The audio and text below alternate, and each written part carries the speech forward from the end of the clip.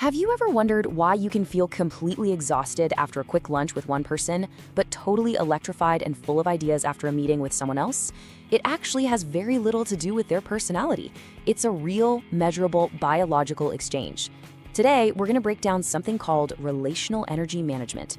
It's all about understanding this exchange, so let's get right into it. So, in this explainer, we're going to unpack a super practical 3-step system for what we call Relational Energy Management. It's designed to help you see the invisible patterns that are either charging or draining your social battery every single day. Look, this isn't just about whether you're an introvert or an extrovert. This is about the tangible, physiological impact our connections have on us, and learning to manage that. It's honestly one of the most powerful skills you can develop to protect your focus and your performance. All right, here's our game plan. We'll kick things off with the social energy paradox. Then, we'll dive into the really fascinating science, the biology of connection. After that, we get to the good stuff, the actionable 3-step protocol, the audit, the 80-20 map, and implementation. And finally, we'll tie it all together to show you how you can truly master your environment. Okay, so let's start with the big idea here, the social energy paradox. This is all about a pretty fundamental shift in how we think about the time we spend with other people. You know, we're all pretty good at managing our time, right? We block out our calendars, we track our hours. But what if we've been tracking the wrong thing all along? Just think about it. You could have 2 one-hour meetings back to back. Your calendar says they cost you the exact same amount of time, but one leaves you buzzing, just full of ideas and ready to go. The other one, it leaves you feeling like you desperately need a nap. So instead of thinking about these as time spent, we need to see them for what they really are, energy transactions. Some interactions deposit energy, leaving you focused and ready. Others make a huge withdrawal, completely draining your cognitive bank account. The real shift here is moving from managing a clock to managing a battery. And this leads us right into what's called the relational fatigue trap. This is the mistake we all make when we think our energy is just an internal game, something we can fix just with more sleep, a better diet, or some exercise. We tell ourselves, hey, if I just get my 8 hours and eat a salad, I should be fine. But then you have a tense phone call or a really draining meeting, and suddenly you're wondering where all your energy went. Now, don't get me wrong, those internal things are absolutely crucial, but they're only half the story. The trap is ignoring just how powerful those external social forces are. It's kind of like meticulously fixing a leak inside your boat while completely ignoring the giant waves crashing over the side. This chart shows the social battery concept perfectly. A really energizing conversation can charge you up to 100%. You feel sharp, creative, resilient. But a draining one, well, it doesn't just stop you from gaining energy, it actively sucks out what you already have, maybe dropping you all the way down to 20%. Now just imagine trying to start a big, complex project when your battery is at 100% versus 20%. At 100%, you get into a state of flow, ideas connect, problems feel solvable. At 20%, every tiny little thing feels like a brick wall. That's the difference between effortless work and just grinding frustration. And it's often decided by the last conversation you had. So let's break down these 2 types of interactions. First, you've got the multiplier. This is someone who leaves you feeling more energetic and more focused. They spark ideas and the conversation just flows. Researchers call this high cognitive ease. It just feels easy to think with them. And then you have the drain. This interaction is usually marked by high stress or negativity.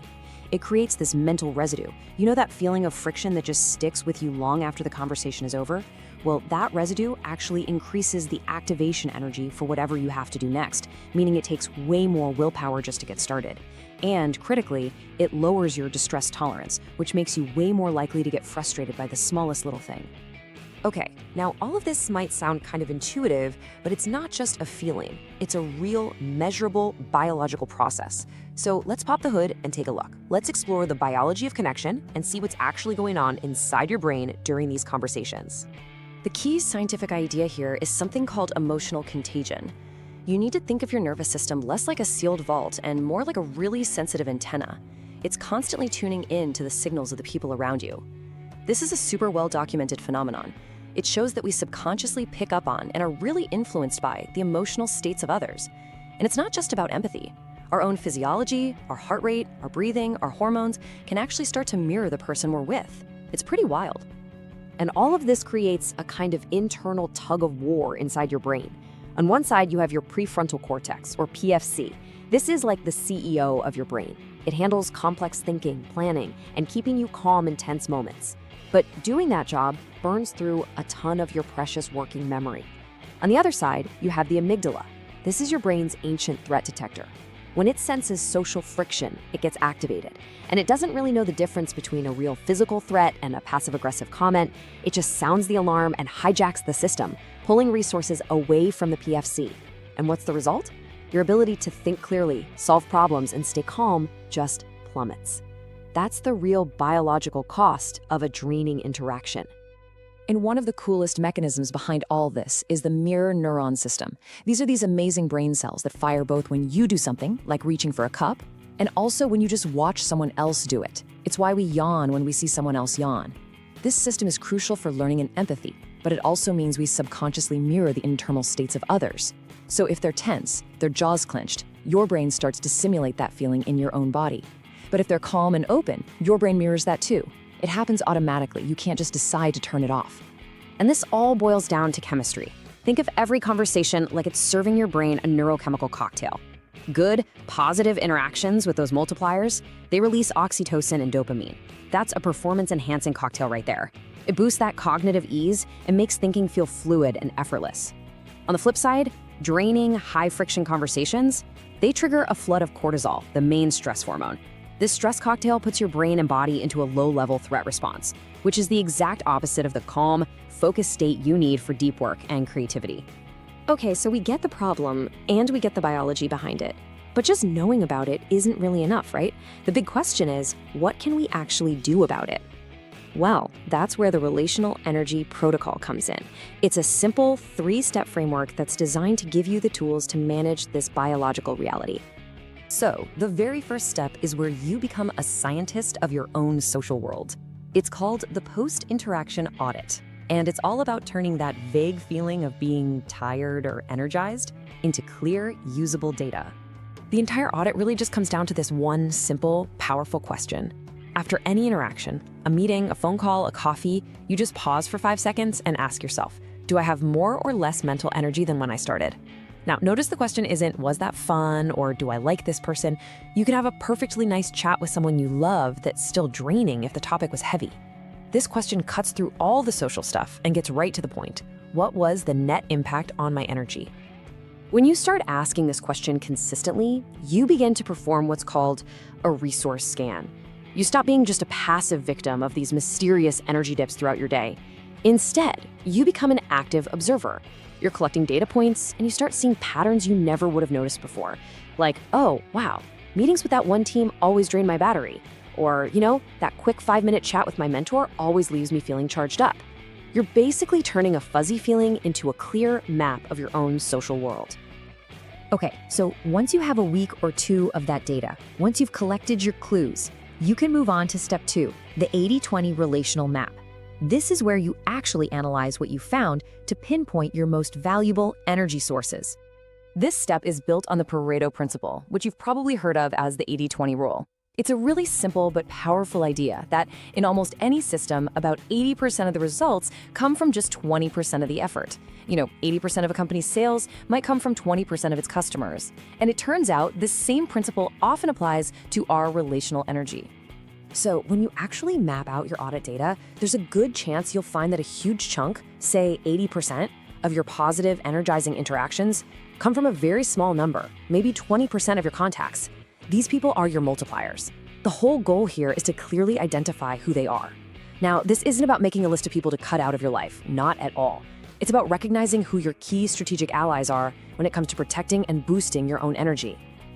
And that leads us right into the final and most proactive step, because awareness is great, but action is what really changes things. Step 3 is structural implementation. This is where you stop just relying on willpower and you start consciously designing your environment to support your focus. And this really comes down to 2 core rules. First is the multiplicity priority rule. Think of this as strategic priming. If you have a huge presentation coming up or you need 2 hours of deep, focused work, you intentionally schedule a quick 5-minute chat with one of your multipliers right before it. You're basically giving your brain that performance-enhancing cocktail to get it into the optimal state. The second rule is the recovery block rule. After an interaction you know is going to be a drain, you don't just try to jump right into your next big task. You strategically schedule a buffer, maybe a 15-minute block of silence, a quick walk outside, something simple, to let your brain clear out that cortisol-fueled attention residue and just reset itself. When you start to put all these pieces together, the audit, the map, the rules, you shift from being a victim of your daily energy swings to being the architect of them. And that right there is the ultimate goal, mastering your environment. So, to recap, the protocol is a simple but powerful loop.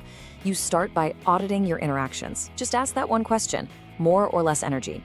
Then you map your results to find that vital 20% of people, your multipliers, who are giving you 80% of your positive energy. And finally, you implement those structural rules, like the priority and recovery blocks, to proactively design your days for effortless focus and flow. And really, that leaves us with this final, crucial idea. True productivity isn't about just doing more or pushing harder. It's about mastering systems that make focus feel effortless. It's about being smarter with our energy. By understanding and managing your relational energy, you're not just managing a calendar, you're managing the very biological foundation of your ability to think, to create, and to perform at your absolute best.